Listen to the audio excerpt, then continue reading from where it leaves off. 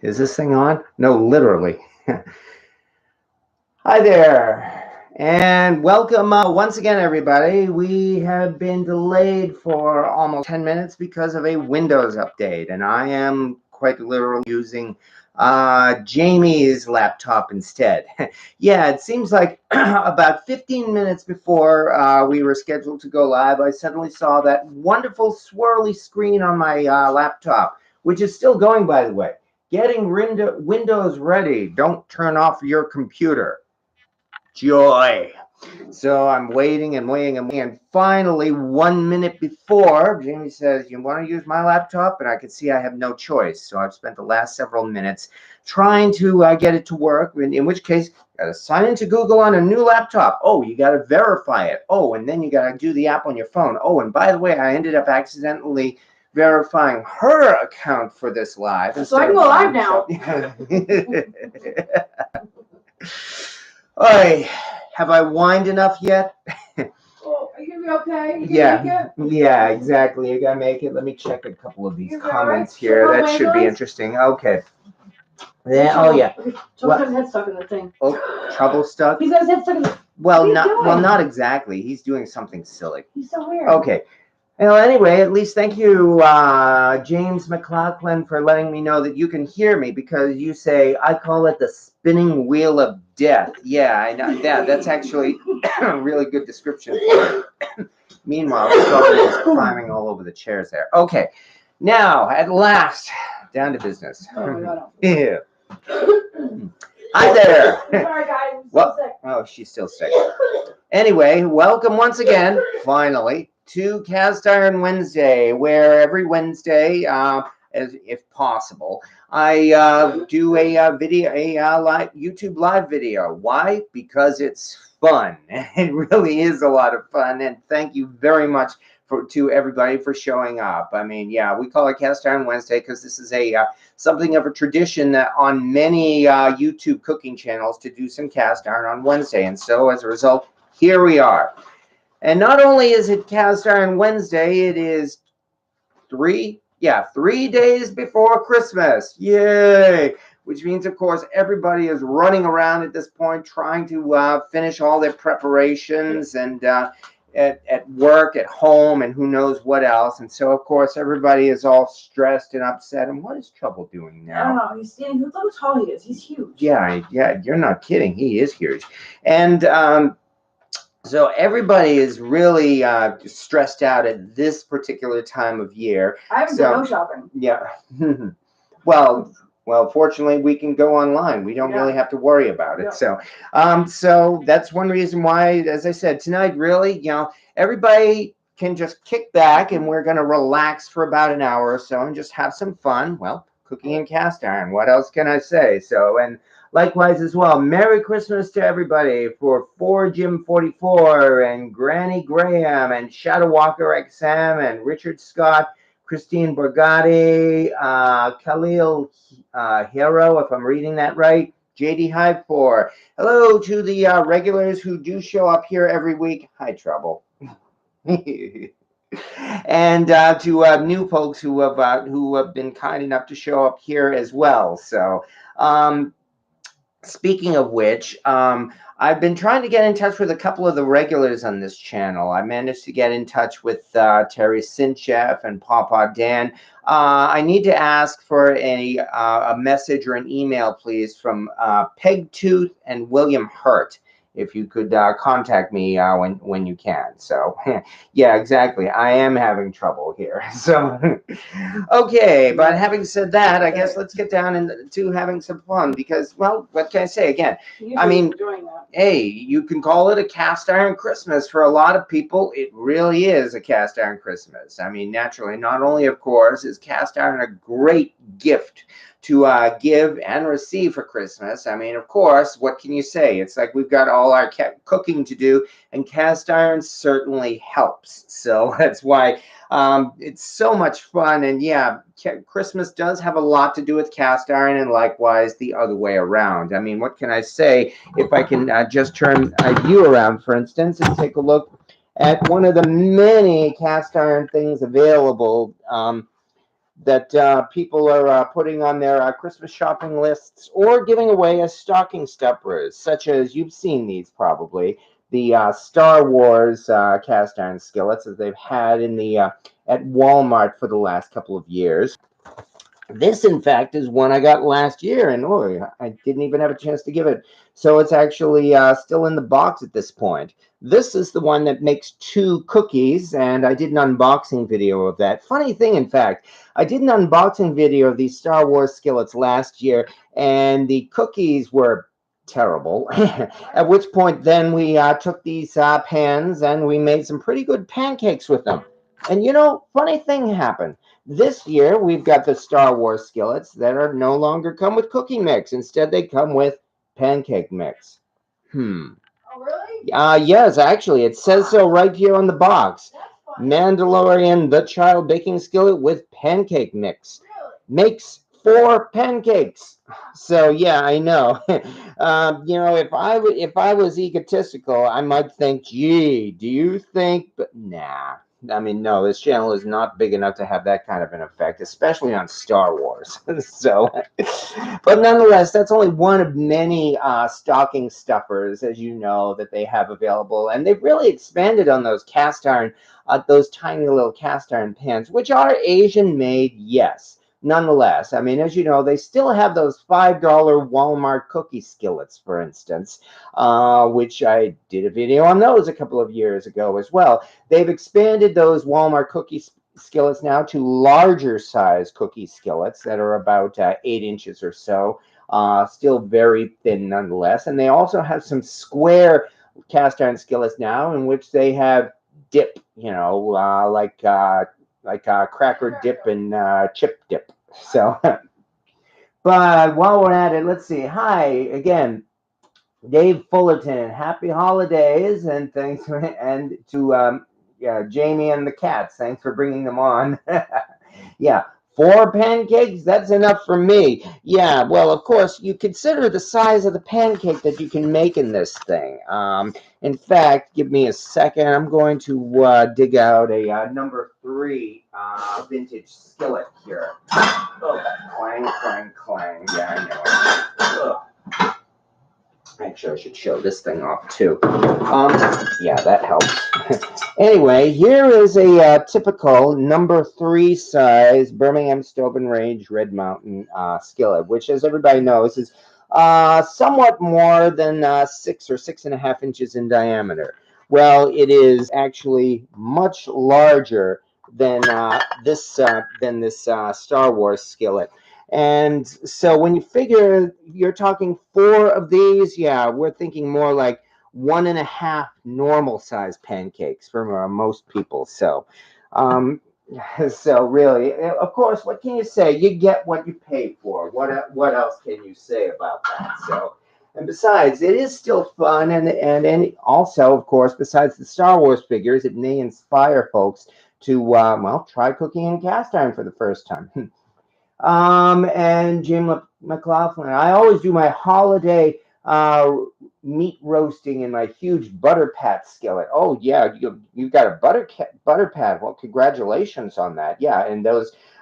Yeah, really, when it comes to roasting, once you've roasted pretty much anything in cast iron, you'll find there's really no other way to do it. So, William Hurt, yes. Oh yeah, like I said, William Hurt, send me a message. I've got a private message for you. And hello, Terry Sinchef as well. Dana and I had pancakes and bacon from a local meat market this morning. Oh, that sounds good. So I guess that's one other thing. I'll have a little bit more time tonight to be able to see and comment on all of your comments than I had the last couple of weeks. I mean, I'm very busy putting very busy recipes together. And in fact, we are going to be doing some baking tonight. Jamie really wants to do her cast iron brownies, and so I've certainly said, sure, go ahead. Meanwhile, though, actually, if you'll hold on for a second, there is one other thing we can do. I've got something slow cooking in the oven, which I have been doing all afternoon. What are you doing now, Trouble? Oh, excuse me, please. What? Is he coming here? No, he's okay. He's just getting nosy, of course. So yeah. So He's just living by his namesake. Pretty much, yeah. Yeah, now look where he's at now. Yeah, living up to his name. Yeah, choke him down. Yeah. Oh, here's a Down. BSR number No. 10 that No. we're going to be making these brownies in. Down. I'll come back to that No. in a Wait, moment. No, I use that. What? Oh, I usually use the nail. Okay, fine. Alright, Okay. I use the nail cast iron. Well, if you want to use the enamel cast iron, we'll do that then. So they're your brownies. That's so you get your nice square brownies and a lot of edges. Well, there is that. So, okay. But anyway, let's do let's do a little bit of an of a reveal here. As I said, I've been doing some cooking all afternoon. So let's see the result, shall we? I know it's not exactly something that you think of at Christmas time, but then again, there's really no bad time of the year for this. And here we are.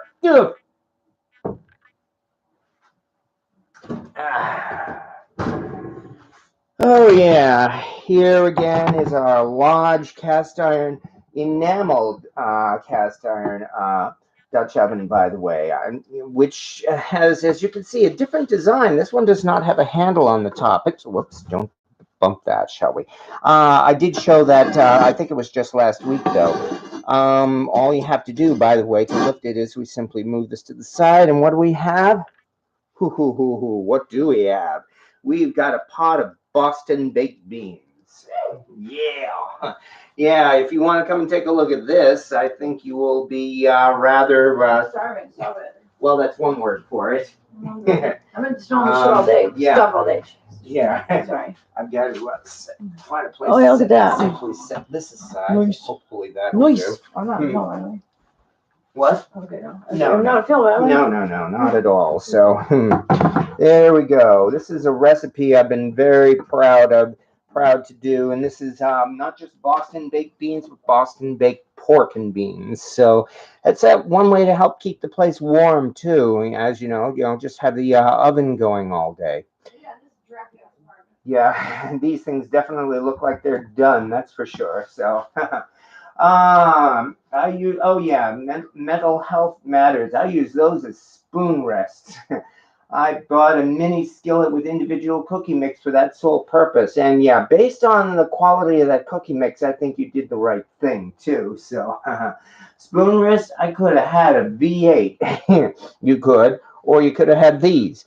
Although, as I said, these took all day to cook. Boy, look at this. It looks like the meat is definitely coming off the bone here. So I can turn off. No, actually, I don't want to turn off the oven. I need to turn the oven up to 350 for the next thing that we're going to be making here. All right, give me a second. Okay. And while we're doing that, though, all I need to do now is, there's one thing about this recipe in that there's so much pork fat in it. I actually have to scrape a little bit of it off. Hey, I had trouble. What? Oh, okay, strain it out. Yes, you're right. So, but that really, yeah, but that just means, whoops, careful again. That just means carefully removing this fat off the top here, which of course is or was the pork skin. And I've actually attempted to just simply take this pork skin and just fry it up separately in a cast iron pan and see how that turns out. Chicharrones, as you say. So, but the nice thing about this is that, of course, this is your typical pulled pork here, in that you can just, here's another nice piece. This thing is so tender, you can just shred it all just using these two wooden spoons here. I don't even have to pull out a fork or anything for it. So, okay, there we go. And in here as well, we've got a couple of bones, which can also come out carefully. A little bit. There we go. There's one. And I think there might be one more in here somewhere. Maybe, I'm sure I can feel that. Yeah, there it is. Here's a bone. Oh, yeah. Yeah, this is, we are definitely going to be chowing down tonight, though. Yeah, And I think just one more. Yeah, here's one more bone. Well, yeah, it's a pork shoulder, so of course there's some large bones in there. So, actually, I had previously cut a lot of the meat off that shoulder for another dish I made last weekend, and this rest of this was really the extras. So, since I was making Boston baked beans today, of course, you just simply put that in, and there we go. Believe me, you this no. Yeah, store-bought baked beans simply cannot compare to this. So it's a recipe I'm quite proud of. If you want some right now, Jamie, feel free, although it is very hot. Mm-hmm. Oh yeah, William Hurt. I've never had Boston baked beans that look like that. That look like that ever. The best I can say is make this yourself because you will not regret it. I will promise you that. So, Pat Z, I made your recipe for the pork and beans. Well, thank you very much. A keeper recipe, definitely. Thank you very much for that. So, oh, spoon rest. Is your pork fresh or smoked? It is actually fresh, actually. It's cooked entirely in the pot with the beans. I could indeed smoke it, well, except that I don't have the capability. There's no room to to do smoking, unfortunately, in the apartment where I live. So, Yeah, but I have. Yeah. Yeah. My neighbor isn't exactly keen on us using the driveway. Yeah, there is that. Oh, gee, it looks like just now my other laptop, my regular laptop, is finally booting up. How about that? Only half an hour later. Yeah, right. So, and I love that delicious ring of caramelized food just above the bean line. Oh yeah, this is definitely. I believe they call this bark. So it's almost like pagao, except that there's no rice. So, yeah, and yeah, we're definitely looking forward to chowing down on this. Okay. As I said, yeah. Um, well, again, my Boston baked beans that really comes really more from my New England heritage more than anything else. It's like several years ago I got the urge to try my hand at making Boston baked beans after I actually tried the world famous Boston baked beans at Boston's Durgan Park restaurant in Faneuil Hall, which is actually closed, unfortunately. So, and as good as the beans were, I found that they were a little bit wanting, maybe because they don't make them with pork. And so there's some extra flavor in these beans that were simply not there in those Durgan Park ones.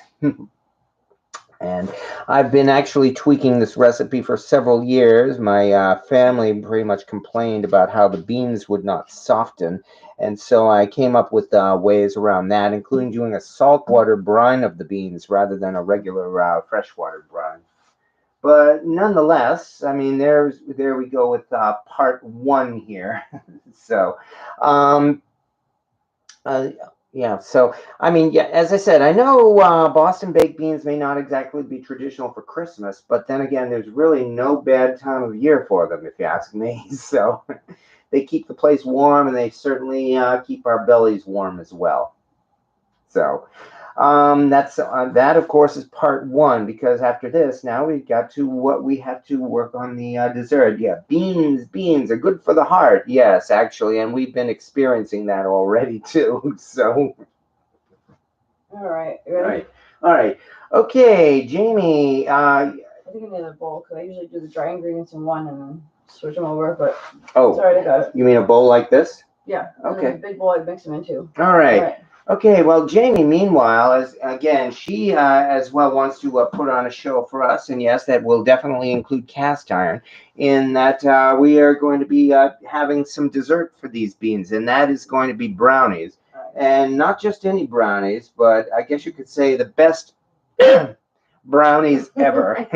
If you've ever seen her brownie video, I would very much highly recommend it. It is, in fact, on my channel here. Hilarious. Yeah. I certainly hope so.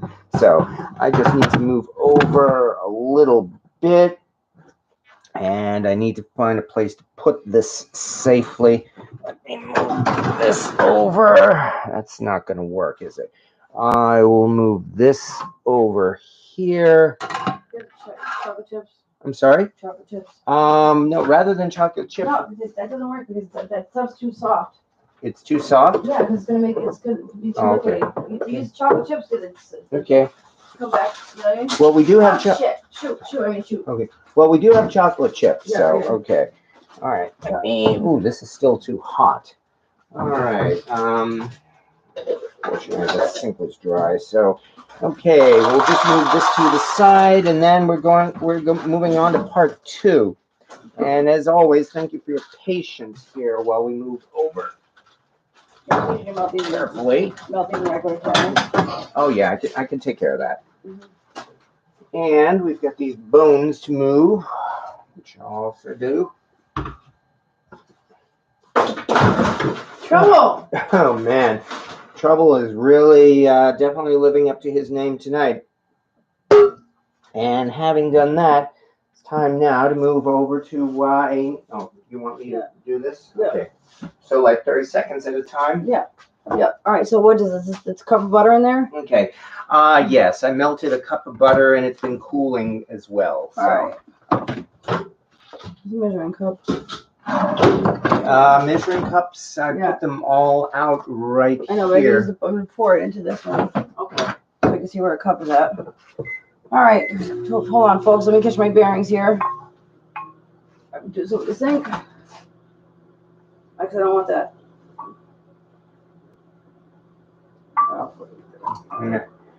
Oh, and thank you for doing this.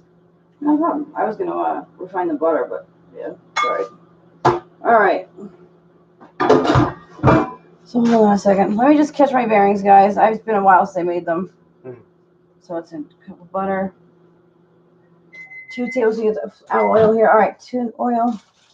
White sugar, light brown sugar. Okay, here I'm at. All right, so here we go. 1 cup of unsalted butter. And we're going to do 2 tablespoons of oil. The oil is the key to having fudgy brownies, actually. Just so you know. So if you add just a little bit of oil to your brownie recipe, you'll have the nice fudgy brownies. So 2 tablespoons of oil. And pardon my voice, I'm a little sick, so I'm still sick, actually. I've been sick for like a month, and then it just started coming back again out of nowhere, fabulously. Wonderful. Sugar, white sugar? Coming up. I think we have just about, maybe I might actually have to dig out a little bit more very quickly. So. All right. See, this is why I put it together in little bowls first. Yeah, there is. Yeah. Yes. Eric doesn't do what I do. Okay. Longer than that. I'll get together. Flip it out of here. Yeah. No, it's hard to rock.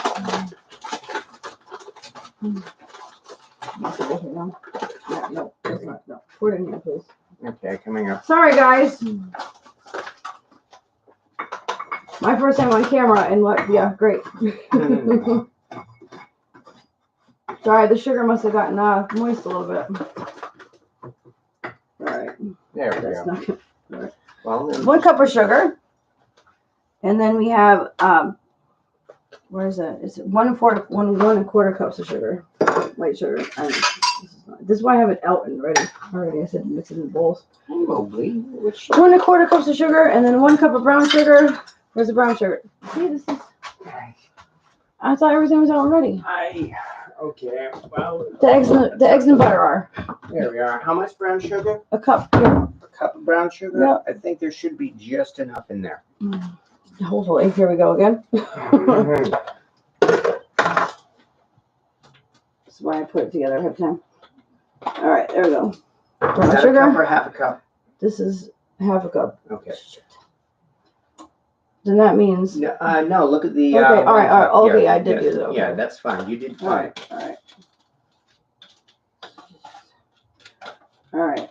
So now I know next time I come on prepared. Usually, I have the bowls out and ready that have stuff pre-mixed, pre-sub and All right. Move this to the side. All right. So we combine the sugars. So for this here in here, all right. So we have 1 cup of butter. And then we have 1 1/4 cups of sugar, 2 tablespoons of oil, and 1 cup of brown sugar. And like I said earlier, the key to brownies, your fudgy brownies, is the oil. So we just cream this together a little bit.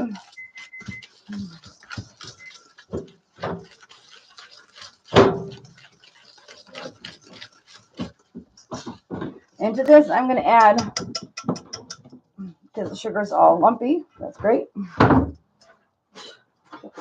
This is not the sugar already done. All right. And one thing is you do not want to overmix. Unfortunately, because the sugar was all lumpy, I'm not really able to do that right now. And to this, I'm going to add 4 eggs. Eggs are at room temperature. If your eggs aren't room temperature, just put them in some warm water for a minute or two. And that usually gets them up to room temperature. All right. All right. All right, there we go. All right. So one little shell right there. Get that out. All right. Can you guys see it on camera okay? Can you make sure I'm on camera right now? Oh, yeah, no. All right, from here. We've got a good view of the bowl. Excuse me, I have to close the door. There we go. All right. This is going to have to go off camera for a second, guys, because I use whisk down by my waist. Oh, the MS is kind of... I haven't made these in a long time, and actually, I don't have the strength anymore. Need help? Which is kind of... No, I'm all right. Okay. That's kind of a little reality check there. Yeah, while we're doing that, Terry Sinchef, I will pick up 6 pounds of unsalted butter at Aldi for $1.99 each. Hey, that's pretty good. Diamond Dream says, may your cold go away soon. Thank you. William Hood says, go Jamie. Yeah.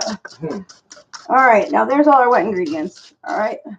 Now for the dry ingredients. Now it says to add whisk them in or sift them in. I don't do all that. It's a lot of extra. Sounds a lot like work, and you know I just don't like to do that. You know. Yeah.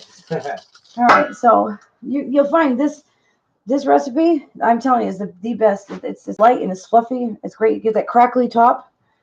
All right, I'm out of breath. Bob asks, wearing a mask in public has saved me from any cold or flu for 2 years. All right. Well, unfortunately. Vanilla extract. Oh, vanilla coming out. Jeez. All right. Well, as you will confirm, Jamie, we do wear masks when we go out in public, and yes, somehow I still managed to catch the flu. Yeah. Well, that was because you think. Well, yeah. Then again, I have been going to the office too. Yeah. So yeah. Oh yes, you're right. My friends, my New York friends who came to visit. Yeah, that was a droplet of vanilla extract. Find my seat in my pants here. Yeah. All right, there we go. Now we're getting a lighter color there that I'm looking for. There we go. See that? Because a nice light color. It's like kind of caramel colors like that. Now that's what you're looking for when you're doing the brownies. William Hurt asks, do you add nuts? Well, you can, but we're not going to. I do chocolate chips. Yeah, she prefers chocolate chips. My breast. All right, so from here, we're going to add in 1 cup of flour and 1 cup of cocoa powder. That we have. Yeah. Morgan Freedom. Hello, all. Finally caught a live stream. Oh, congratulations. Woo! Always nice to see a new person. Thank you so much. And then 1 cup of cocoa powder. Don't worry, the cast iron will be coming shortly. The chocolate chips? Okay. All right. So from here. Now, here's the very, very, very important part, folks. Okay. This is how you make sure your brownies do not change consistency. One thing you have to do is, for one, you do not mix in your batter. Where's the salt? All right. So one thing. Sorry about that. And a pinch of salt. All right. All right. From there. So what you want to do is you gently fold in the dry ingredients just until they're moist. Okay. You don't want to overmix, because if you do, that's when you get the heavy set brownies. All right, I'm just gonna mix them in dry. It's all right. Yeah, okay. They're just starting to soften. It's okay. Anyway. It's okay, because I need to add to the wet ingredients. Okay. Yeah. Well, I can do another 30 seconds. Go ahead, do it. Yeah. Okay. I don't want to overmix it. That's the thing. So, well, I'm gonna slowly just wait for this, because I'm getting the chocolate chips and I don't want to overmix it, because you just want to mix it just until it's just everything's wet. Because if you overbeat it, that changes the consistency. But you can already tell how light and fluffy this batter is going to be. Oh yeah. That's one reason why we're not using a mixer. No. Yeah, exactly. It overbeats.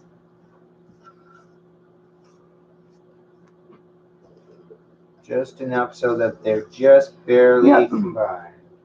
You see it's starting to take hold right here now. Just if they're melted all the way, just put on top right here. They're not, well, no, they are melting now.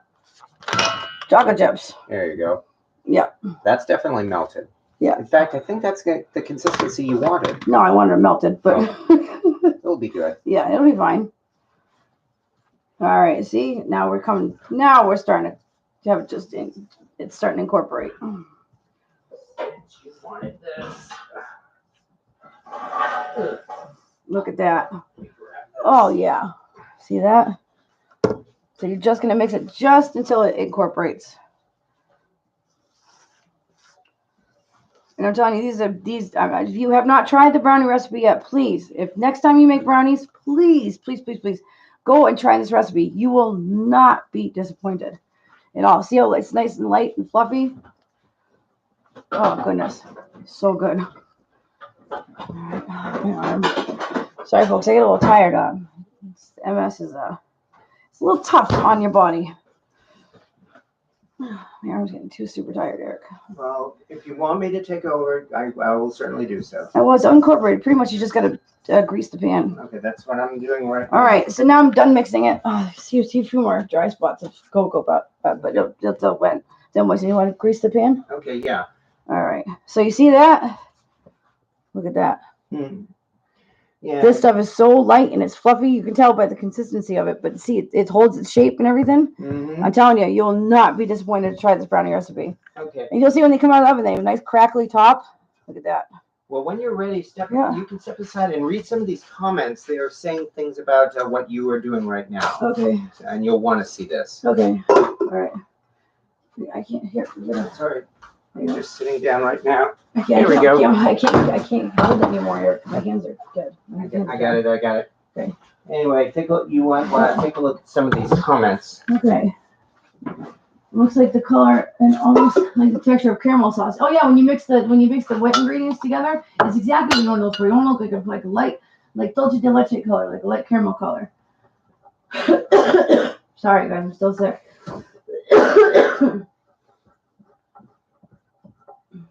Yeah, the texture is too. It's you want a nice thick texture. When you first mix it together, you see it was like kind of clumpy and stuff like that. But when you mix the eggs in with the sugars, it kind of gives that caramel color, and you kind of see the air incorporated into it. We did these brownies last. You did them, Jamie. They're the best. Exactly, aren't they? Aren't they, James? James Randall, the best brownies ever. If you when you do a pan, by like the 9x11 pan, usually you get well, it depends on how large you want your brownies, but if you get a one tray of brownies, I usually cut it 3 across, so 3 and 4 down. Usually 12 brownies, about a dozen. This is a 9x13 pan. Oh, 9x13. It tastes wonderful. They do.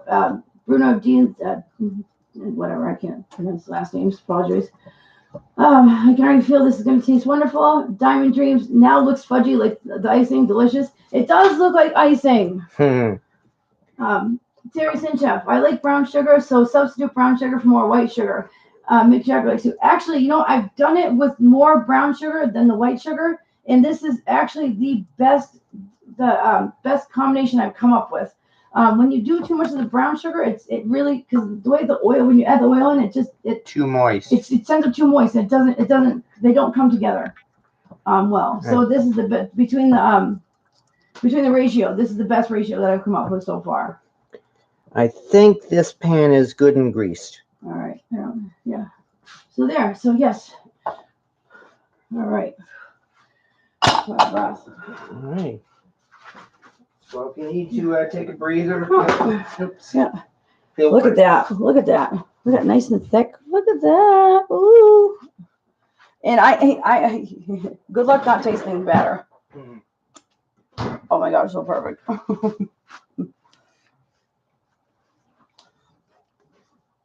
Eric, come out and move the pan, please.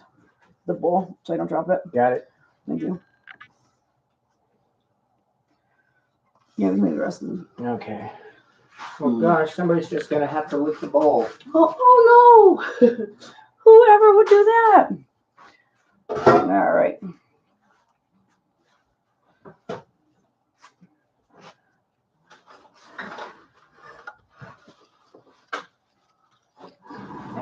definitely there's a Christmas theme to this. I mean, after all, brownies for Santa. Yeah, brownies for Santa. We were on the cookies for Santa. Well, I know Santa likes brownies a lot better than cookies. and anyway, there are certain oils we could mix in with these brownies. Yeah. Well, not me, but other people might do that.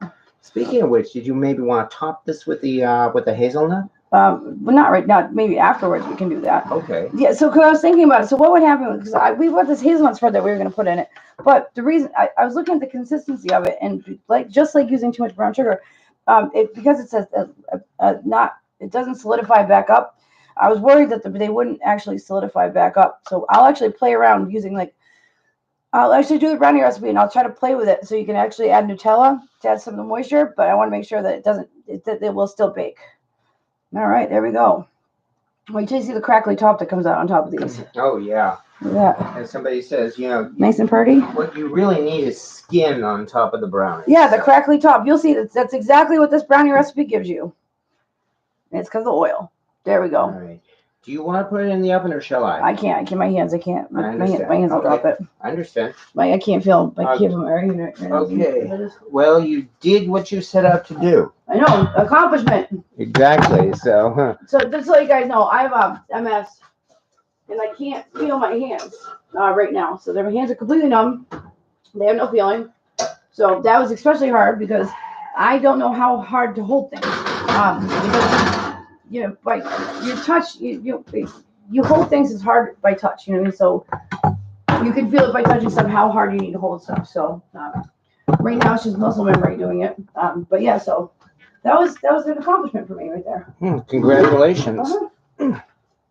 Oh my God, so fluffy. Did you taste it? I haven't had a chance to yet. Oh shit, I ate all of both. That's all right. That's all right. We'll have the finished brownies. So.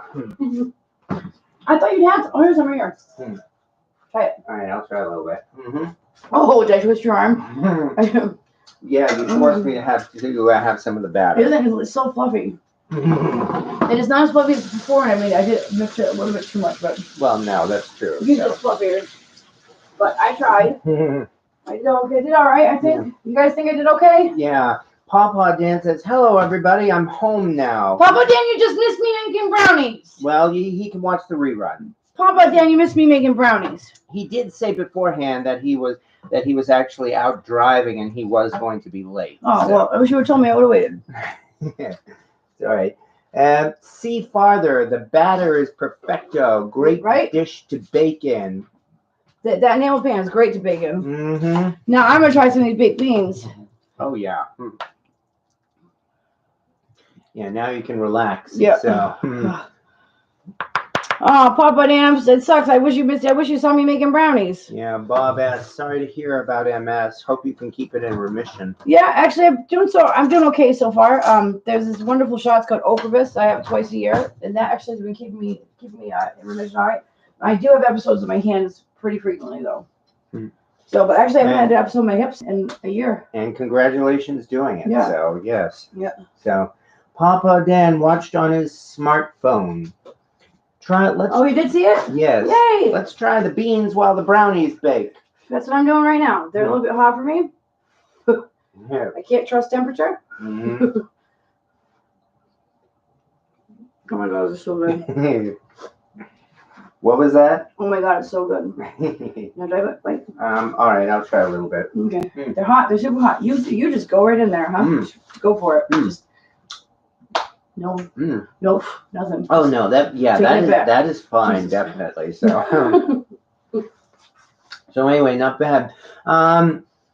Okay, JD Hive John, I got that same 13.25 quart stove. Yeah, it's pronounced stove as I found out. A bit of a sale a couple of weeks ago. Well, congratulations. I can only hope you get a lot of use out of it. Yeah, I'm really just so good, Eric. Yeah, I'm really just focusing on this because it's so good. Well, thank you very much. Oh my God. When Jen comes, be sure to give her some. So, yeah, because we got a lot of Boston baked beans now, and so definitely, as Cartman says on South Park, someone's baking brownies.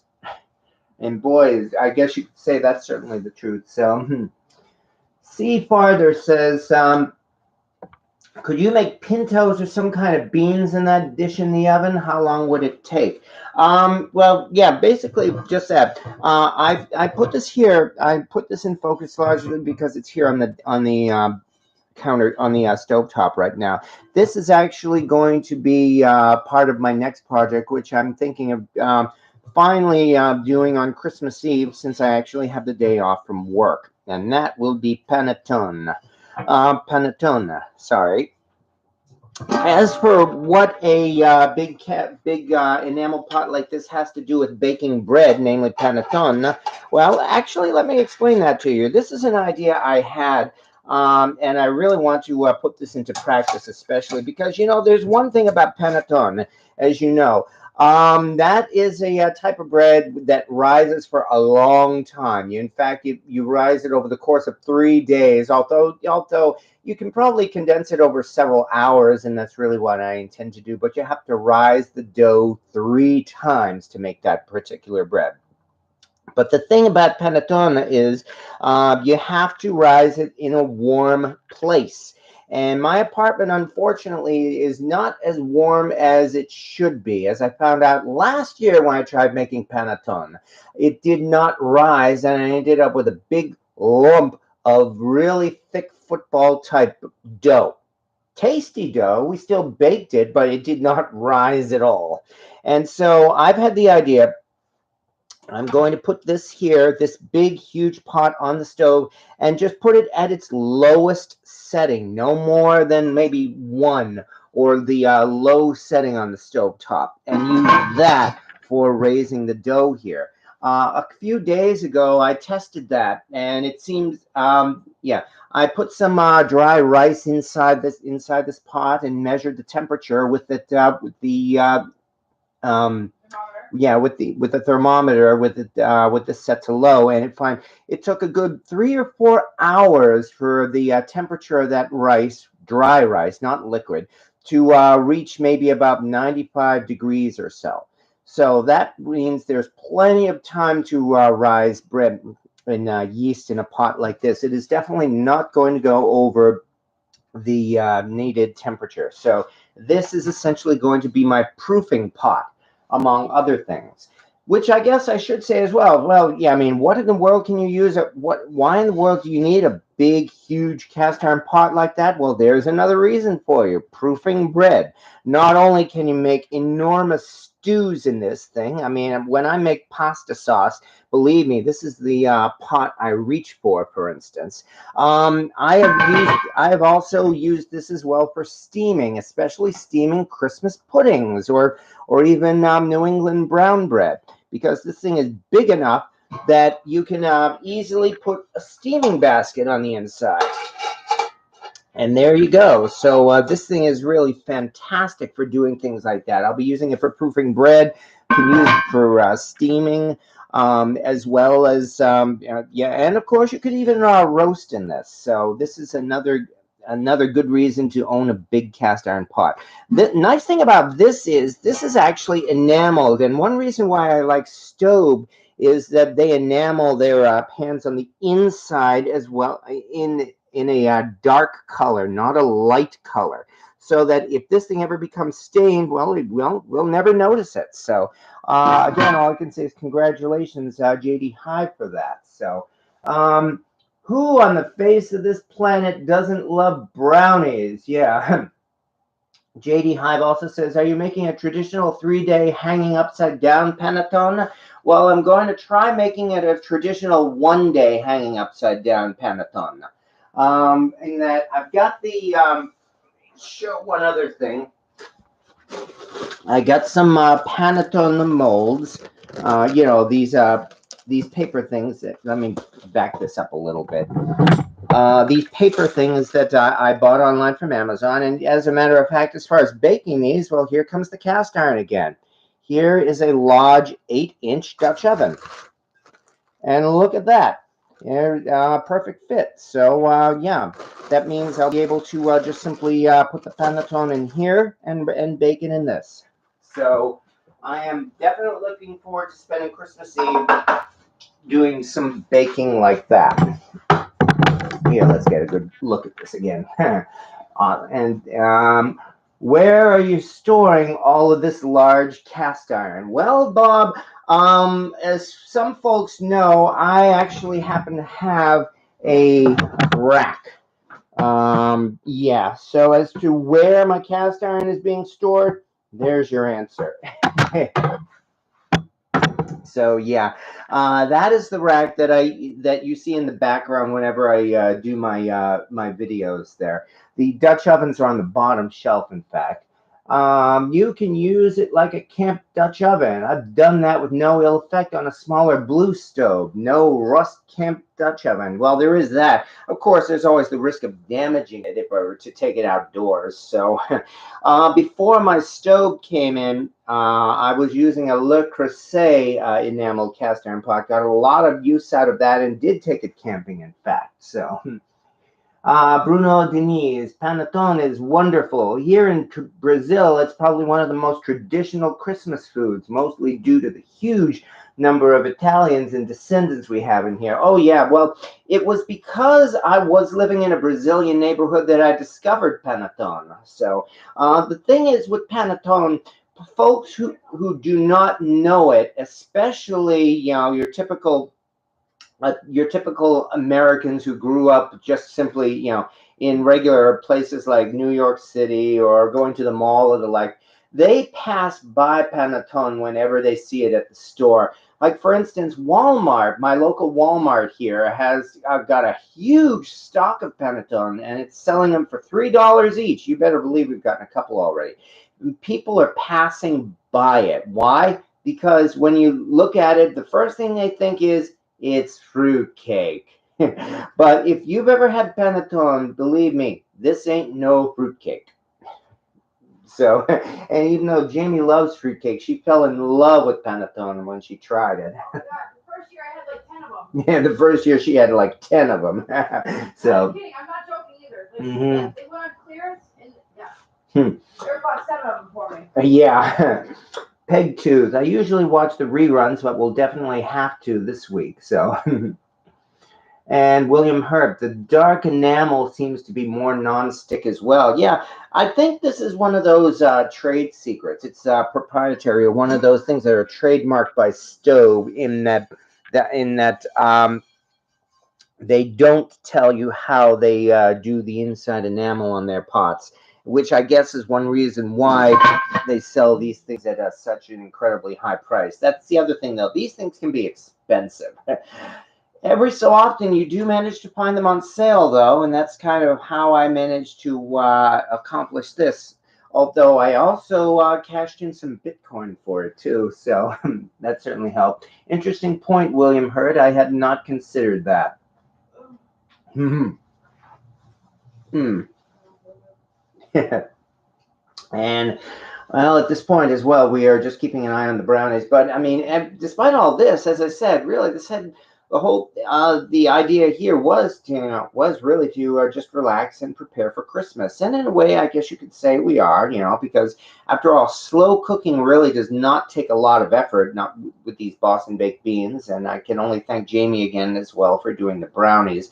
But I guess that's the other thing, is that there's been a lot of really, really great modern day cast iron produced in the past few years, as you know, and that's why for a lot of people, getting a cast iron pan for Christmas is probably something new that they may never have had before. I mean, even though it's just fine to go to TJ Maxx or Walmart or the like and get a 10-inch large cast iron pan for like, well, depending on whether it's on sale or not, for maybe $15 or so, because it is a fantastic cast iron pan nonetheless. And for anybody's first cast iron pan, I would definitely recommend that.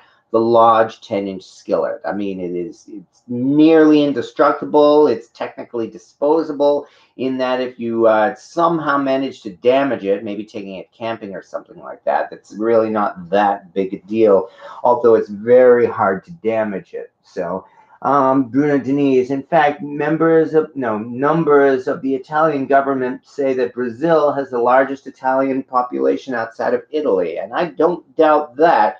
that might be one reason why there's so much pork in Brazilian cuisine.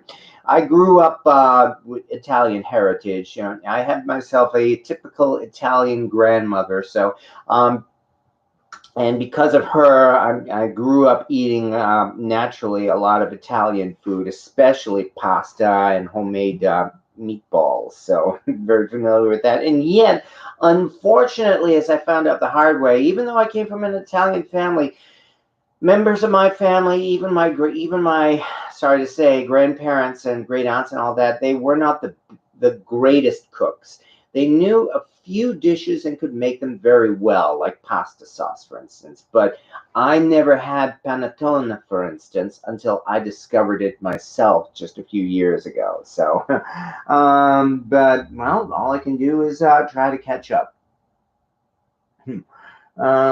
That black enamel is also the least likely to have any bad chemicals in it that the colored ones do, especially reds, yellows, and oranges. Yeah, I've heard a lot of things about about the glaze in enamel cast iron, in that apparently it contains minute amounts of cadmium and other things like that.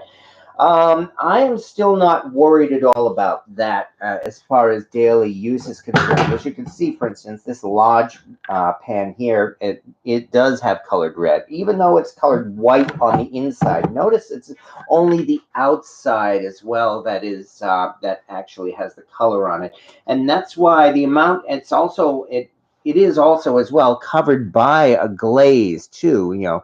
So that there's actually a barrier between the actual color and the skin. So all of that is why I am not concerned at all about anybody being badly affected by contact with a modern day enamel cast iron pan. I have no trouble using them. I have no trouble recommending them to anybody, and we can say, and I do feel confident enough in saying that no one will be will develop any health problems just by using modern day enamel cast iron. Notice I say modern day because, as folks know, in the old days, we're talking like maybe the 1800s or so. The enamelware companies regularly use lead in their in their enamel glazes, unfortunately, and that's one reason why. Do not use enameled pans, and especially enamel cast iron pans that are gate marked, that are from the 1800s, for that reason. So the other reason, of course, is that as well the enamel is very extremely fragile at that point, and if you actually try using any of those 150-year-old enamel pans for cooking, the enamel will definitely shatter, and nobody likes shards of enamel in their food, that's for sure.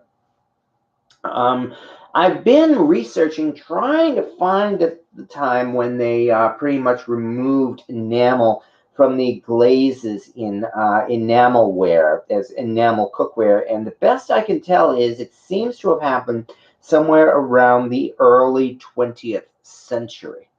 So, I mean, even though, yeah, they talk about the outside of the enamel pans, still containing chemicals like that, but the inside, they removed lead from the glazes around that time, if I understand right. So, cannot say this as any kind of an expert, though, and I encourage you, please do not take my word as the word of an expert, especially in subjects like that.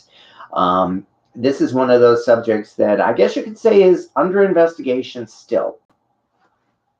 And having said that, Peg Tooth, Joyeux Noel to Miss Mobley and Mr. Trouble. Oh, definitely, and thank you very much, Peg Tooth. Anybody has any ideas about her over-grooming? Okay. Jamie has a question about our cat, Miss Mobley, and we're very sad that this seems to be happening. Miss Mobley has developed some kind of a nervous problem in that she is over grooming. She is licking and nibbling at her fur to the point where, unfortunately, yeah, exactly, she's ripped off her stockings, in that her legs have only the minimum amount of fur on them, and even a couple of bare spots, I'm sorry to say. Not really bare. She's licked off her top coat. You know, she's licked off her top coat, yeah. So, and we're trying to figure out why, and we're trying to figure out something to do about it. We should say that we have inspected her as best as we can for any signs of mites or fleas or ticks or anything like that, and there does not seem to be any case of that. Her skin is fine. There's no irritations on her skin at all. Yes, her skin is fine. There's no irritation on her skin at all. And yet she still tends to regularly, unfortunately, just keep grooming at herself. So, and we're really trying to figure out what to do about that. If anybody can offer some advice, well, please feel free to comment. Other than that, how do you know about casting? No, what do you know about casting in a foundry, Peg? Well, yeah, what do you know about casting in a foundry? So, Debbie Vogel says, have you ever seen the Lodge chef skillets? They're awesome. I believe within the last year or so, Lodge did release a new chef series of rounded skillets that I have not really acquired, largely because I've got such a huge cast iron collection that I do not need to get examples of every single cast iron pan that's out there, unfortunately. Besides, I do have a Blacklock 10-inch skillet, which, as I've mentioned previously, I use that specifically as a chef skillet. It has the rounded shape of a chef skillet, and it makes a really great breakfast skillet for that reason. So, peg tooth. House paint could still contain some lead even into the 1980s. LED, lead enameled, we're not anything new as far as I know. I've always been told not to cook acidic foods in enamelware, the older stuff. Well, yeah, the older stuff, yeah. I mean, I use my enamelware here, my modern day enamelware, that is especially for cooking acidic foods. And yet, even so, a couple of my enamel pans wore out after a few years of use, and I have had to replace them. So, and it's certainly true that there are still homes that have lead paint in them even today, even though they have been making efforts to get the lead out. So, Miss Mobley, somebody suggests for Miss Mobley hot spots. No, it's not hot spots. No, it does not seem to be hot spots according to Jamie. So her leg, she's overgrowing her fur. Yeah, she just seems no irritation to the skin at all. It's random where she lives. Yeah, it seems to be random. In dogs, it's called hot spots, and they have loose spots of fur, and it's related to. Her legs are completely. Her legs are plugged. Well, what he says is it's loose spots of fur, and it's related to diet, at least according to Terry Sinchak. Yeah. So. This is different. Yeah, well, Jamie says it still seems to be different, so we may just take her to a vet and have her examined, even though she's doing fine otherwise. You know, she's eating regularly. Oh, she is eating regularly, that's for sure. Every time I come out to the kitchen here, she follows me in looking for tweets. Terry Sinchef, great minds think alike. So, okay, at this point, let me quickly do a quick check on those brownies, see how they're looking. Although I'm not smelling anything yet. Yeah, no, not yet. And if we see a peak, no, definitely not yet. Yeah, they take about 45 minutes, so there's a while to go yet still. So, technically, that might not be for another 20 minutes or so. I'm sure you'll do okay. Yeah. I'm sure you can find something to talk about. Oh, I'm sure. But nonetheless, okay, let me throw out a question as well. I'm sure some folks are hoping to receive some cast iron for Christmas. And I'm hoping as well that some folks are giving cast iron for Christmas. So if you want to comment on what you are giving somebody for Christmas, you could certainly do so. And you don't even have to name who you're giving it to, because, yeah, I know there's always a possibility that person could be watching this live video as well. So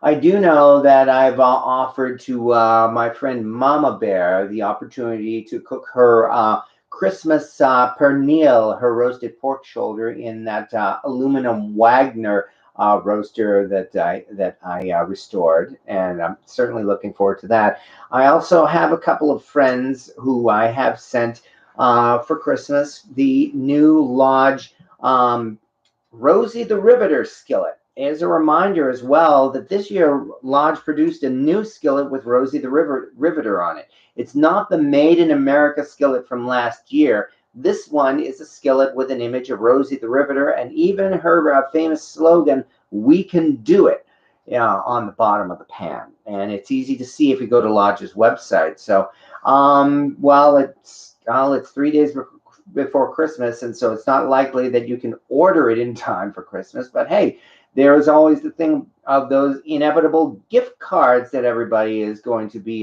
getting for Christmas, which means you may have an opportunity to do that.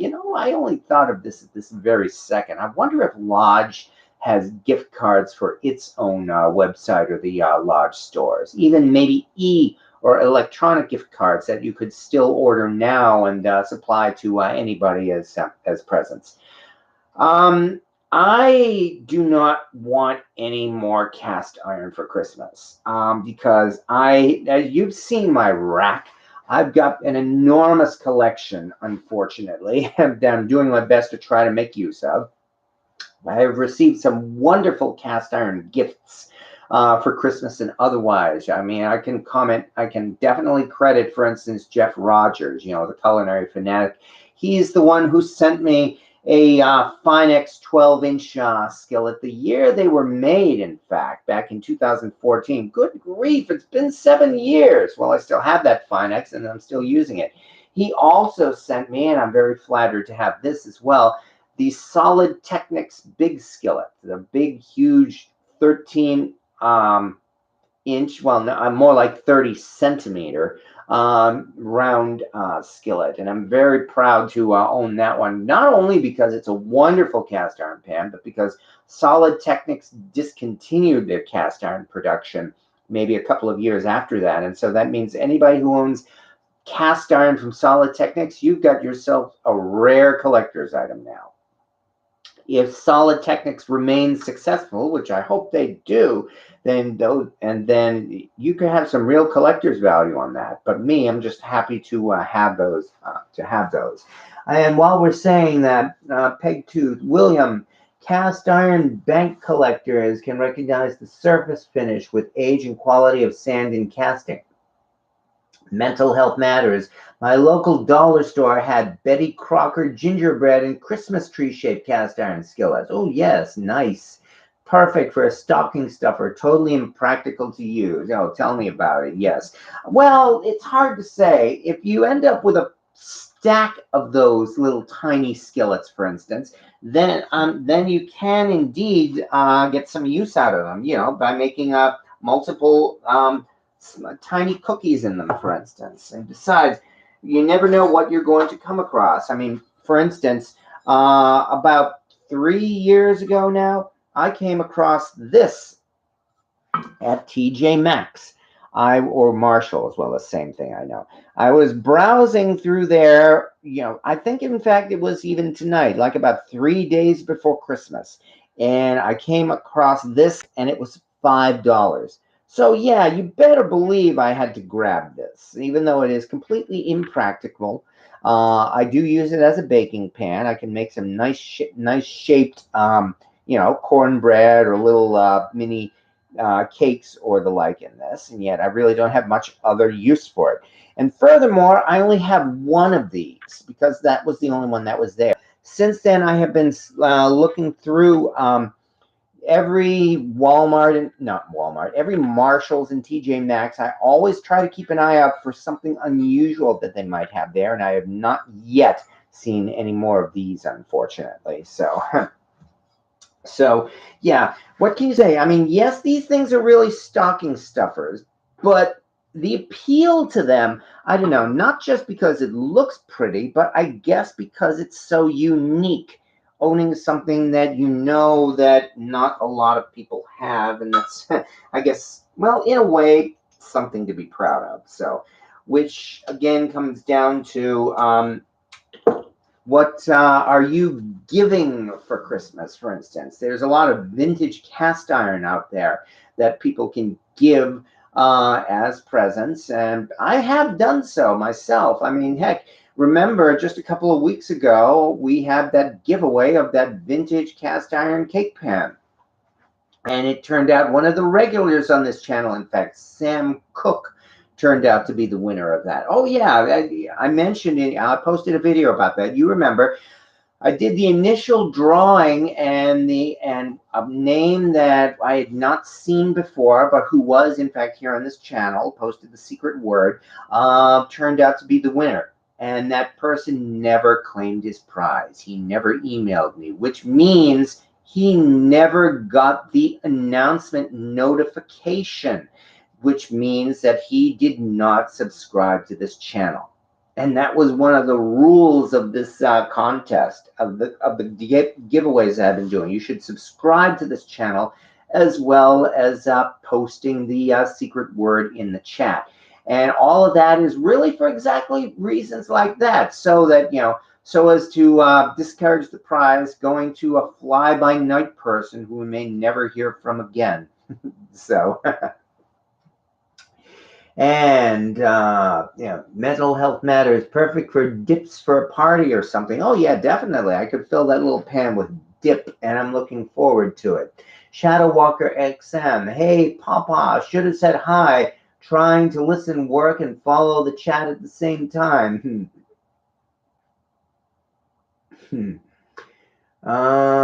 Meanwhile, there's somebody here. I think this may be a spammer. You've seen this person with an unpronounceable name posting this thing called Yum or whatever it is. I'm thinking this may actually be a spammer, so I'm going to have to boot this. In fact, from the way this is spelled, I'm wondering, in fact, if it's trying to activate some kind of a script or something. I had better remove this person right away. So that would be, come on, let's, oh, did it happen already? That sure didn't take long. Message deleted. Oh, message deleted. Okay, but now we also have to put user in timeout, I guess, since I don't see an option to ban this user, unfortunately, but I do see one to hide this user. So there we go. Okay, now that we've done that, and thank you for waiting. Pegtooth, small pans are not meant for cookies. They're meant for serving on a hot surface to cook thin meats at your table. LOL. Well, yeah, but then what can you say about those cast iron pans that have a lot of small baking spaces in them, like the Turk head pan, for instance? When we made fruit cake a couple of weeks ago, we used the Turk head pan. I'm starting to smell the brownies. Yeah, so I mean, things like that, for instance, those are definitely, you can certainly make cookies in those, for instance. So Rex Housley, what is your oldest cast iron? Well, my oldest cast iron would certainly be my 15-gallon cauldron, which in fact dates to the early to mid 1800s, and I'm very proud of that. Brian Witten, what's on the menu for New Year's? Love your channel. Merry Christmas. Well, thank you. New Year's, I'd say we're probably going to do the usual, and that, of course, would be Hoppin' John. That, of course, means we're talking black-eyed peas, ham hocks, and collard greens, just like they do down there in the South, and I'm certainly looking forward to that. Somewhere along the line, though, I still have a couple of other things I want to do. I have an unboxing video to make as well. Oh dear, how did the batter get on this? An unboxing video for this, for instance. Because, yeah, I definitely want to see what these pancakes are like. So that's one thing I plan to do. I do intend to do the panettone. And from there, well, as always, I usually end up just doing whatever catches my eye. We can only see what happens next, and sometimes your guess is as good as mine.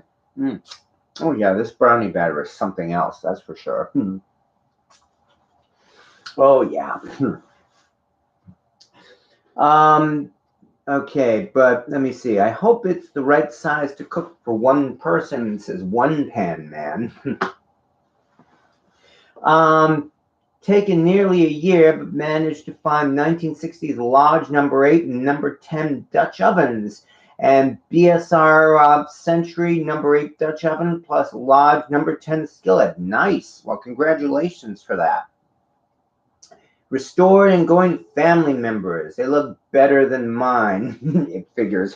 Oh, those are going to be some nice gifts, Papa Dan. I'm sure your family members will certainly appreciate that, because if you have at least one cook in your family, I find people will definitely appreciate the cooking a lot more.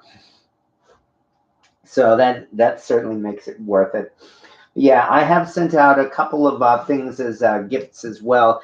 Most of my family and friends, though, at this point, I have already plied them with more cast iron than they know what to do with, unfortunately. So I have been told in no small terms by several friends and family members, no cast iron for Christmas. Which I guess is one reason why I've been doing these giveaways here. I'm trying to find some outlet for my collection, to which somebody could say, well, why don't you sell them? And I don't really have an answer for that, other than I feel it would be it would take a lot of effort, a lot more effort than I think I could do on a regular basis. I work a full-time job, and boy, is it a full-time job. Again, as Jamie will say, it is more than a full-time job. So that, I guess, is why I'm doing this. Hello, Sam Cook. I got stargazers for my brother and sister. Well, that is quite a present, that's for sure. And I certainly enjoy my stargazer, so you can bet they're going to enjoy theirs as well. Many areas to cook thin meats at the table. And Sam Cook, I do hope that cake pan has arrived. I should check that tracking number at this point, and that if it arrives in any if it's damaged, well, I can only hope that's not the case. So, but I did my best to pack it before sending it out, for whatever that's worth. So, and Brian Walker, I have to work Christmas Eve and Christmas. Well, as a matter of fact, on Christmas Day, at least for 6 hours during the afternoon, I'm on the work pager. So I can certainly sympathize. I know that all too well. I can only hope it's not too busy.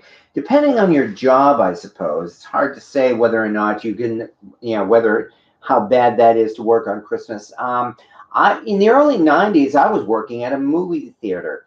And I remember, the manager saying, we are open Christmas night, and we're going to have to get people in here to work on Christmas night. And I said, hey, I don't have a problem working Christmas night, at which point he gave me a hug.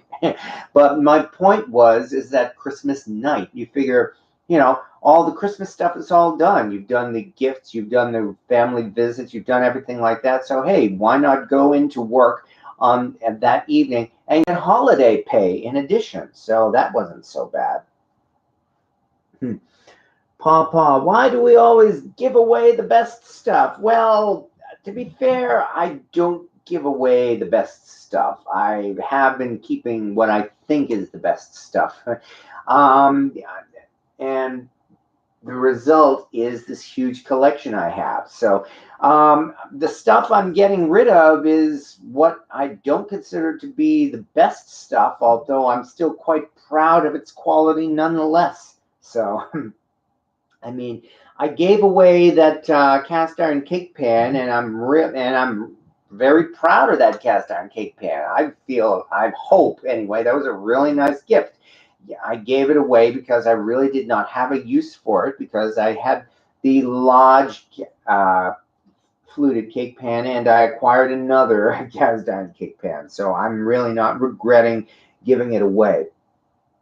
William Hurt. So what do you use as a source of tabletop heat peg? Haven't done that myself. Yeah, there's a good question. You could use those little canned heat things there, I guess, for instance. One Pan Man says, giving my son a number 6 large skillet. I hope it's the right size to cook for one person. Nice. Number 6 is an unusual size for large. I mean, I really can't say we call it rare, but it's definitely an unusual size. I would say that it is that it's very good for one person because it is somewhat bigger than a number 5, which of course is very common. And that, of course, making it a number 6 and unusual, really makes it a very good gift to give too.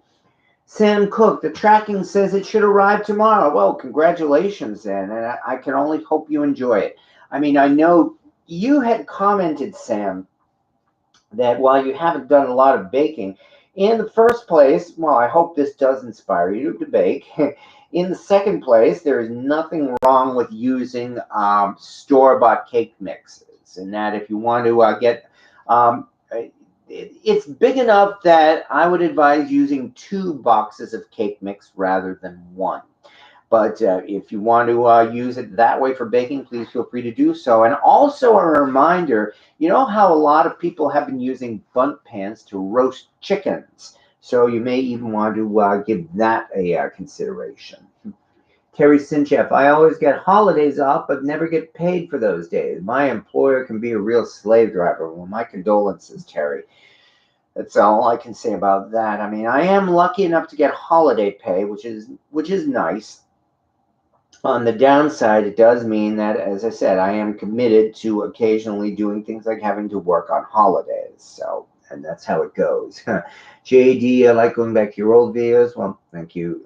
Always happy. Well, I try. I mean, what can I say? I put a lot of effort and a lot of heart into these videos, or at least I hope so. So, nobody can say that you don't give out gifts. Well, yeah, there is that, but I'm not asking for people to, what's the word, suck up or anything like that. So, but thank you anyway.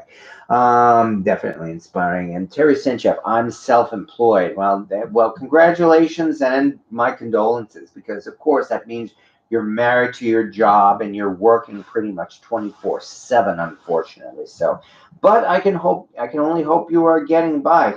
Wait a second. Oh, wait. My employer can be a real slave driver. I'm self-employed. I get it. I see what you did there. And at this point, by the way, it is almost 9:30. We may very well be getting time, Jamie. And some loud car in the background. I think it may be time. Okay, it's almost 9:30. I think we may be getting close to brownie time here. What? You can smell them. Okay. Coming up. Okay, that means it's time for the reveal. All right, let's do this quickly here. Not to worry. They'll be fine. Although I do have to get them out quickly now. So that means here we go. And oh yeah. Nope, we're safe, but we're just in time because we've got a skin on these brownies. My brownies always do. Yes, we do. My brownies always do.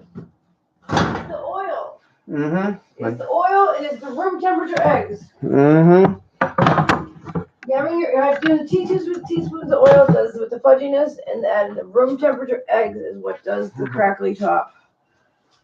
But there we go. Yeah, I think we got them out of the oven in time. So I didn't even eat my big piece. I fell asleep. Okay, well, you can eat them now. All right, stick a toothpick in them to see if it comes out clean. Excuse me. Then they're done. Well, Jamie says we don't have to. They're done.